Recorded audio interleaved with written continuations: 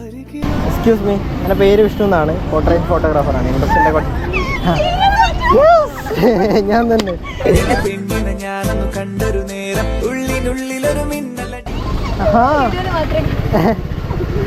ആദ്യം ജീവനോടെ കാണുന്ന ഞാൻ കാണിച്ചൊരു ഐഡിയ കാണിച്ചു തരാം.